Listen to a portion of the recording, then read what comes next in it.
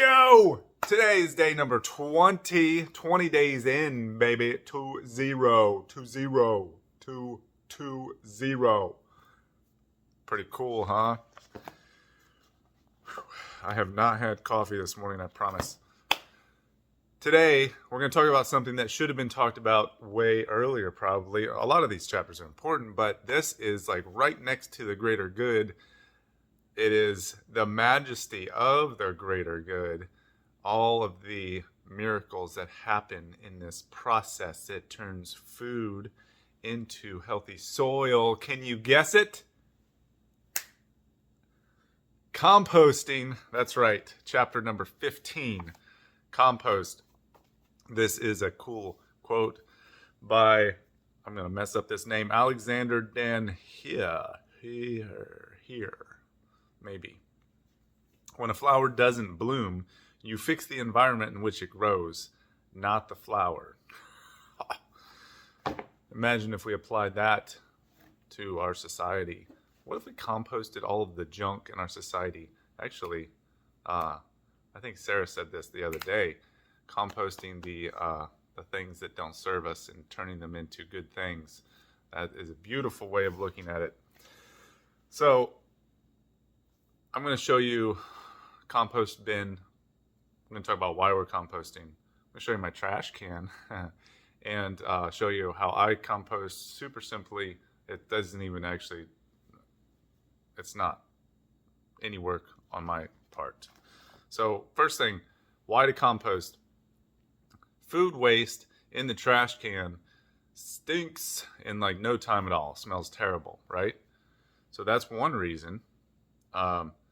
When that food, after it's in the trash can, it goes to the landfill, it's even worse. It gets buried, turns into methane, in which, if you still believe in that science, it contributes to greenhouse gas, climate change, and heating of the environment. So that's a huge reduction. Any organic matter actually that breaks down contributes to that. So imagine if we composted all of our construction, like organic construction debris. That'd be pretty cool, right? And really, a greenhouse, a landfill is kind of like a massive compost, but the thing is, it gets buried and compacted, and compost needs aeration in order to.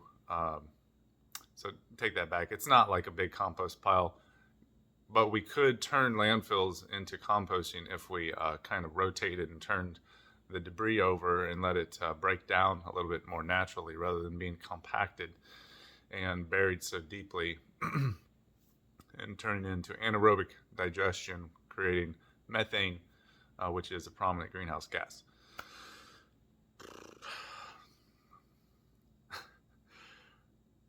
So one is the garbage. Two is a major reason why soil or why food quality is degraded so much is because of soil degradation, because we've been destroying soil on a massive scale using industrial agriculture to turn the soil and spray it with chemical fertilizers and pesticides and herbicides and fungicides, and spraying all these chemicals onto it, killing all the life that's in the soil. So when you have healthy soil, you'll have weeds, you'll have fungus, you'll have algae, you'll have pests. All of that stuff lives in the soil. It's part of what helps create the healthy soil. So there are other ways of doing things without spraying all the chemicals on it, and that's what we do in permaculture and organic gardening techniques. There's tons of stuff out there on that. We'll probably have, I think we have some more chapters on that. Yeah, we definitely have some more chapters on that later on in the book. But what we're trying to do here is take the two problems and create one solution. We have nasty food waste and we have soil degradation. If we compost, we can have healthy soil and little or no food waste. So there's a statistic here. In the United States alone, according to the USDA, food waste is approximately 30 to 40% of the entire food supply. 30 to 40%. That's about 133 billion pounds of food amounting to $161 billion of food annually. Whew, that's a lot of money. Now, if we compost, or what I'm going to show you here, so composting it, turns that into money, as compost is a very valuable product. Or you can, if you have animals, you can feed it directly to them. So hogs and chickens are great animals for eating up just about anything that you have. And a lot of people are real picky on what they give to their chickens, but I give them everything and just let them, if they eat it, they eat it. If they don't, they don't. And I'm not worried about the stuff they're not, that they don't like. They'll just not eat it. Okay, so here we go. We're gonna go for a little walkabout. First, here is where I put compost. Now this it actually needs emptied. This is all food waste goes in here. This one's alright, but I like the ones that seal. They have the push button on it, and they actually seal, because then it gets, in the summertime when the gnats are bad, this little seal is not enough to keep the gnats and the fruit flies from getting in here. So the ones that push down and lock and seal, and they're clear too, so you can see it. It's kind of a little science experiment, but one of my friends got this because I don't think she liked the look of the clear thingy. So we're going to take this out to the chickens. Gotta put my shoes on. And this is also a cool experiment. Well, not experiment, but chore. I guess maybe an experiment for your kids to do. They like doing it. And I usually actually go out the back door, but I'm going to go out the front door this time. Because the back door, I have just quick access to the chicken coop. And the chickens know as soon as I open that door, especially in the morning, that some snacks are coming their way. Hey, Malcolm. Oh, well, I'll show you. Look. This is the back door. They're already over here waiting. So, there we go. Look at them. Easy. Now, this is technically not the action of composting. I don't think this is called feeding your food scraps to your chickens. But what they do is break all of that stuff down, one quick process, and it comes out in the form of chicken manure. And that is a great nutrient that you can add, not fresh, because chicken manure is really high in nitrogen and it will burn your plants up, but you can compost that and turn that straight into nutrients for your garden. Now they can also, some of them will get out and they'll run around the property, and they will deposit small amounts of chicken manure all over the place. And as long as I'm not stepping in it, that's a great thing. But inevitably, I do end up stepping in it sometimes. So, am I selling it to you yet or not? All right, so the other option here is to go out through the outdoor kitchen. There's Malcolm doing his job. Look at that. Good boy, Malcolm. And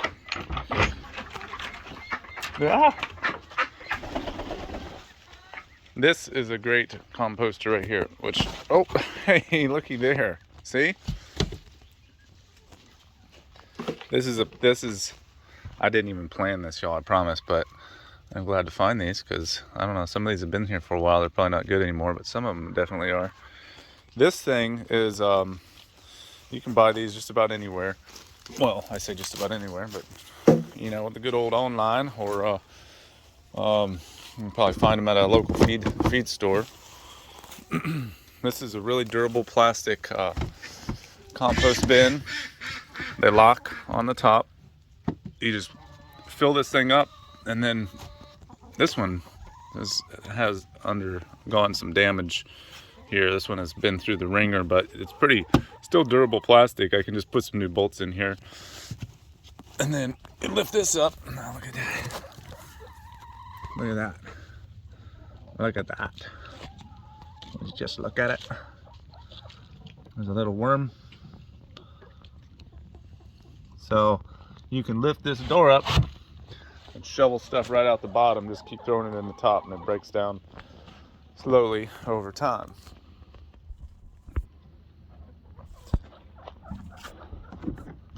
Now, going back to these eggs, all those food scraps that I had in there that I just gave to the chickens turn into eggs. Now eggs are like $6 a dozen. Now some of these might be bad because they've been here for a while, so the way I usually tell is if there's stains on them, they're probably not good, but I'll show you another method later. Raising animals with a purpose, one of the chapters here. This is a good example. Chickens, purpose. If you eat meat, purpose. That border collie Malcolm, he takes care of them all. Those are good examples. We'll talk more about that later, but this is, let's see, 1, 2, 3, 4, 5, 6, 7, 8, 9, 10, 11. That's almost $6 worth of eggs I just found. And a lot of the food, now I do feed them chicken food too. You can see them here eating. But a lot of their food comes from our compost, turning problem into solution right there. Also, we compost human manure. Human manure. That's human manure. Makes a lot of people really uncomfortable. But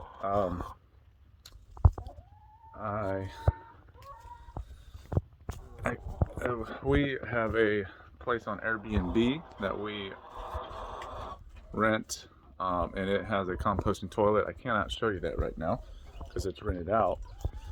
But essentially, it's a composting toilet. Everything goes through the floor into a barrel. And then we pull the barrel out like once a month, and we let it sit in the barrel for about a year or so. And then once we have about 9 or 10 barrels, we'll build a big pile. Now this is one of the best ways to compost. I'm just going to describe it because I don't have anything examples here, but you can compost human manure, something that you do not want to mess with or touch or look at or smell. Break it down into compost in 18 days. And there's an 18-day composting method where you have to build a pile that's about a meter high. And it's like a mountain. It's as steep as you can get it. And it's got to be a good mixture of greens and browns, essentially, which is greens would be nitrogen and browns would be carbon. So a good mix of nitrogen and carbon, but it's mostly carbon. It's like 25 parts carbon to 1 part nitrogen, somewhere in there. And you can add and adjust that by, or you can measure that with a compost thermometer. You want your compost, this is a high heat method. Okay, so the first method I showed you was feeding the chickens. The second is the, that thing, the compost bin. And what I'm describing to you right now is a high heat method. And this is a compost thermometer. And it has on there, it shows you the gray, it has gray, light green, and dark green. And it's warm is gray, active is light green, and hot is dark green. So you want it to be somewhere in the green area. Ideally the light green, so that's 100 to 130 degrees. So you take that, you build that pile, and then you take that thermometer and stick it down into the pile. And if it's too much nitrogen, it'll be too hot, or if it's not enough nitrogen, it won't be hot enough. So nitrogen is your heating element. It also has to have the right amount of moisture. And if it's too wet, it'll become anaerobic. It'll start to smell really bad. And if it's too dry, it's just kind of like powdery. So the key here is, well, there's several keys. Again, one is to build that pile with a good mixture of nitrogen, carbon, and moisture, but then you have to rotate it. So this requires some work. The first methods I showed you didn't require any work except for depositing the food into the animals or into the compost bin. This one requires to turn the compost pile. So after 4 days, you build the pile. After 4 days, rotate it. Take the outside of the pile, turn it, make it the inside of the next pile, and then rebuild that pile essentially. So you have one pile at a time, but you have enough space for two piles because you're going to move it from. Here's one pile. You take the outside of it, you put it on the inside, and take the insides and make it the outside of the new pile. Okay, like that. Okay, and then after every other day from then on, you do it again. So build the pile. After 4 days, rotate it. Every other day, rotate it back and forth until 18 days is up. And by the end of 18 days, you can stick your hands into what was once nasty stuff, whether it's human manure or animal manure or whatever it is that you would not have wanted to touch, and you can actually smell it. Don't eat it. Smell it, and it smells amazing. Like, the smell of healthy compost it does something to you. Then you can take that and put it in your, you can put it in your garden. You can put it around your fruit trees, whatever. If you're hesitant about putting human manure into your garden, put it around your fruit trees. And after it's composted, it's amazing. It's amazing what it'll do. So going back to the concept of composting all of the other junk in your life. One day, there was a day earlier this year, I found out some really bad news, and I went into my yurt, which was my office, and at the time there was a tiny hole in the wall where the air conditioner had been disconnected, and I had a bunch of baby chickens, and the baby chickens got into the yurt, and they got up. They couldn't figure out how to get back out, so they got up on my desk, which was right in front of the window, and they pooped all over all of my stuff, like my papers, my computer, like all of the most important things that I had, and they pooped on it. And there were like 10 chickens, and I think they were all in the yurt. And eventually they found their way out, because when I got home, there were no chickens. There was just a bunch of chicken poop on my stuff. And it was right after I just found out some bad news, right? So I told a friend and one of my clients, and she was like, "Scott, just brush that chicken poop out into the garden and compost it. It'll turn into new life." So whenever there's something crappy going on with your life, it can be composted. And in the meantime, just compost all your food scraps. And if you live in the city, you can do it in an old cooler or in a bucket. You can do it with worms. A lot of people use worms. I've used black soldier fly larvae. Oh, I gotta show you this one last thing.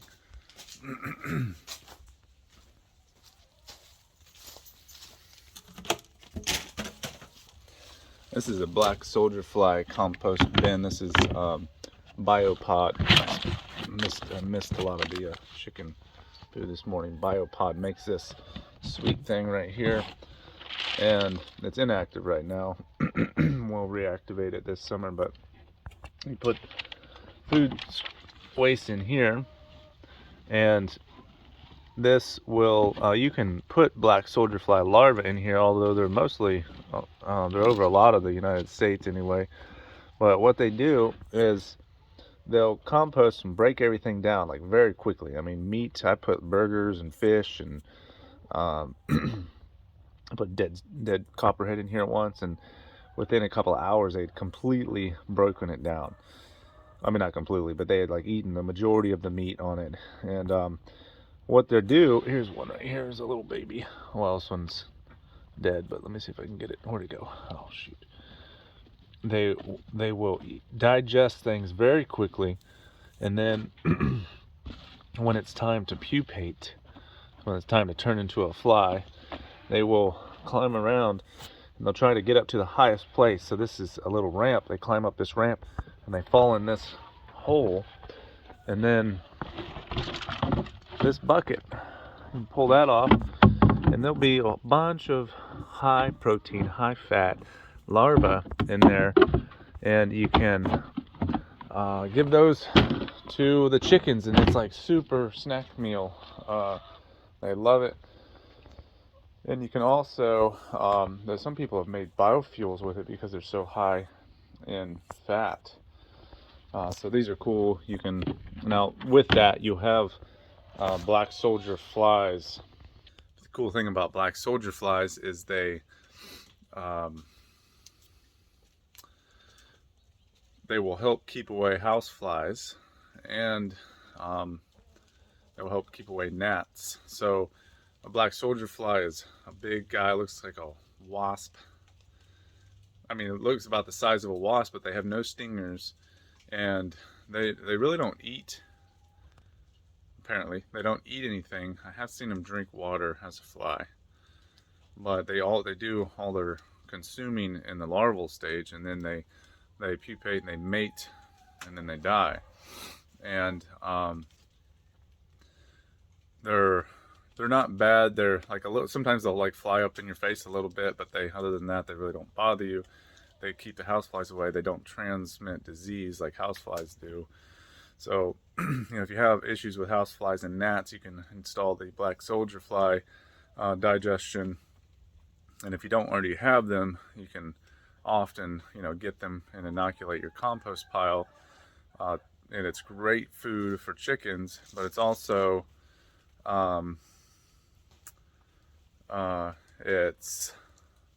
it'll break down your food waste so quickly that it really prevents a lot of like if you didn't want to feed everything to your chickens, you could compost. I mean, I throw meat in there a lot and it breaks it down. And if you want to check out a YouTube video, you just search for black soldier fly time lapse on YouTube. Everybody does them because they're amazing. They're so much fun to watch. And so that's one thing with the flies. If you don't want the flies, you can do worms. Worms obviously don't fly around. And I've seen people do that in coolers in their house, in their kitchen, and just make sure there's enough dry material like paper shavings or things so that it will help to soak up some of the water. You might want it to be able to drain, because sometimes water will accumulate down the bottom and then it creates anaerobic area. So you need to have something in the bottom to like a mesh in the bottom to let the water drain out. So excuse me. Man, I think this is the longest video yet because composting is awesome. And then you get this. This is there's a lot of compost in there. This is a winter garden. Lots of good stuff. We talked about eating alkalizing and tasty foods. This is daikon radish. All comes from, this is probably $5 worth of seeds here and compost. And then you have free food. And not just free food, but healthy food. I can't believe I almost forgot to show you my trash can. Where would we be without that? Would you look at that? Look at this.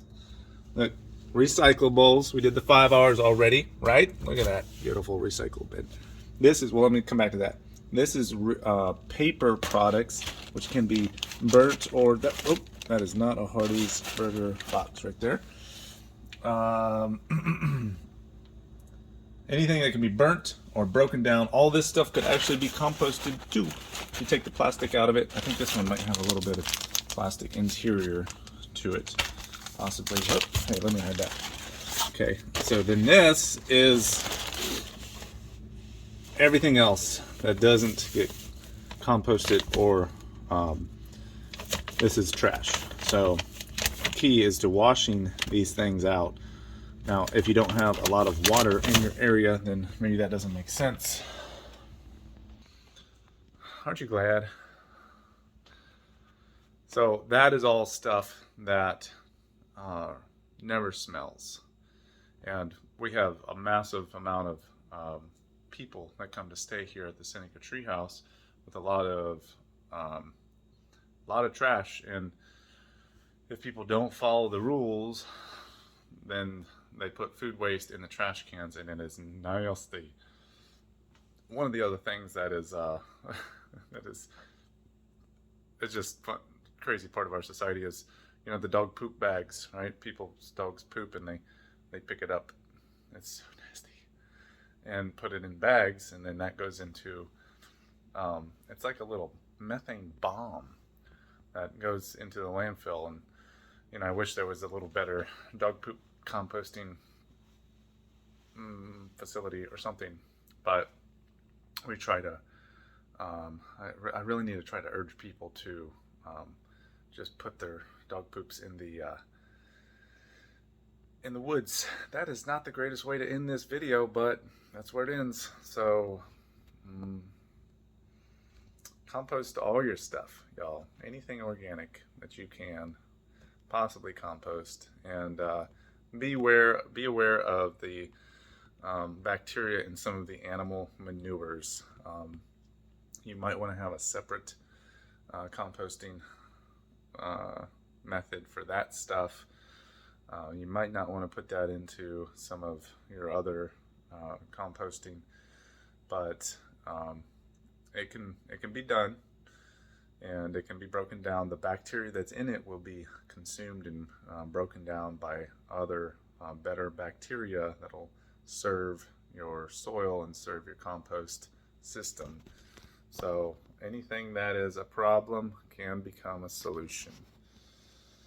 That's it. I love y'all. Have a good day. See ya tomorrow.